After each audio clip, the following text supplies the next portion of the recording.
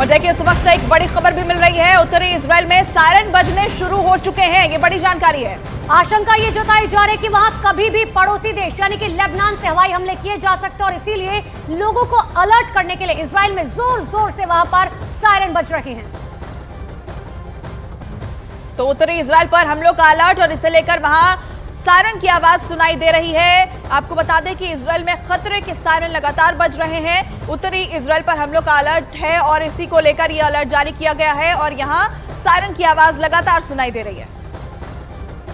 तो देखिए लेबनान जो है वो इजराइल का पड़ोसी देश है जहां चरमपंथी संगठन हिजबुल्लाह बहुत ज्यादा एक्टिव है और हिजबुल्लाह ईरान का दोस्त है। वही हिजबुल्लाह लेबनान से इजराइल के एयर डिफेंस कॉम्प्लेक्सों को रॉकेट से लगातार निशाना बना रहा है। लेकिन इजराइल भी मुंह तोड़ जवाब दे रहा है। उसके लड़ाकू विमानों ने लेबनान में हिजबुल्लाह के ठिकानों पर एयर स्ट्राइक कर दी है।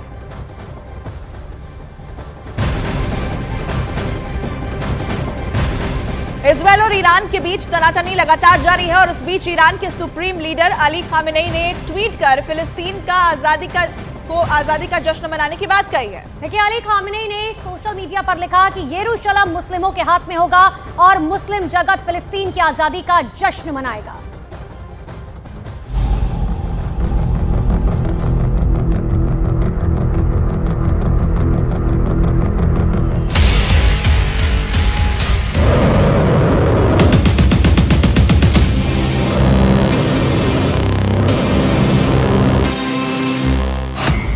महायुद्ध का कोहराम।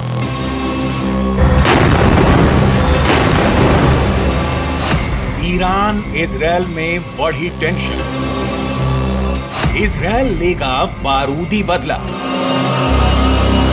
ईरान ने खेल दिया मुस्लिम कार्ड।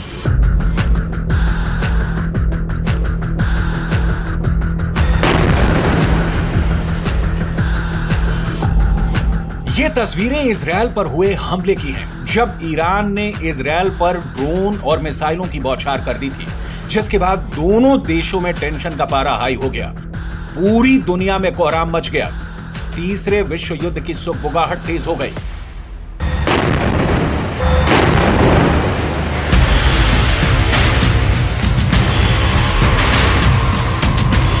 जहां अमेरिका, ब्रिटेन खुलकर इजराइल के साथ खड़े हैं, तो वहीं ईरान ने अपनी नई चाल चली है। ईरान ने एक बार फिर से मुस्लिम कार्ड खेला है। इजराइल पर हमले के बाद ईरान के सुप्रीम लीडर अली खामनेई का पहला बयान सामने आया है। अली खामनेई ने ट्विटर पर लिखा कि यरूशलेम मुस्लिमों के हाथ में होगा और मुसलमान फिलिस्तीन की आजादी का जश्न मनाएंगे। हिब्रू में लिखे इस ट्वीट के साथ ही अली खामनेई ने अल अक्सा मस्जिद का एक वीडियो भी शेयर किया, जिसके पीछे आसमान में मिसाइल और ड्रोन से हमले हो रहे हैं। अली खामनेई के ट्वीट से साफ नजर आ रहा है कि वो मुस्लिम देशों को फिलिस्तीन की आजादी मुद्दे के जरिए अपने साथ जोड़ना चाहते हैं, क्योंकि ईरान को मालूम है कि इजराइल चुप बैठने वालों में से नहीं है। वो पलटकर जरूर जवाब देगा। जानकारों का मानना है कि युद्ध अगर होता है तो दुनिया दो धड़ों में बढ़ जाएगी।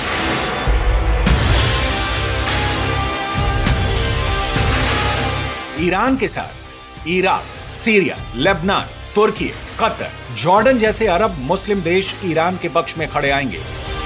उधर अमेरिका इजराइल के साथ कंधे से कंधा मिलाकर खड़ा है। राष्ट्रपति जो बाइडेन ने G7 की बैठक में इजराइल से युद्ध की चर्चा की।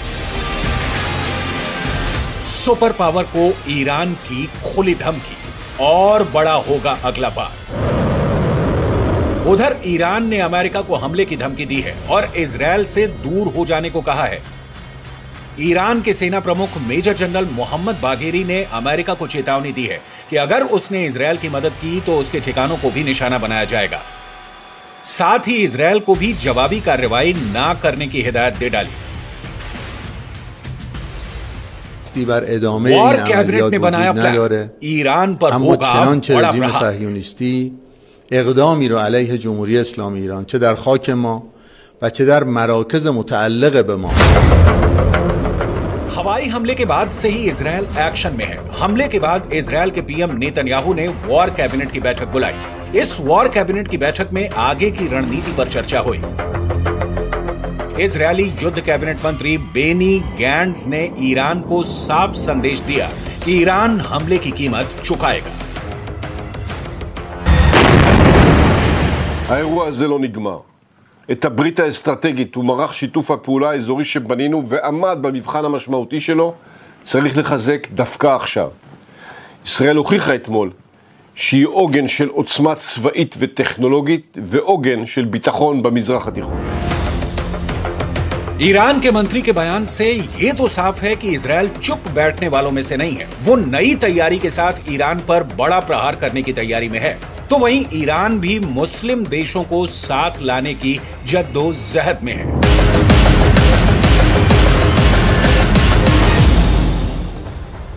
टाटा टी प्रीमियम देश की चाय करता है देश के हर वोटर से एक खास अपील। इस बार देश के साथ नो कॉम्प्रोमाइज, इस चुनाव में वोट जरूर करें।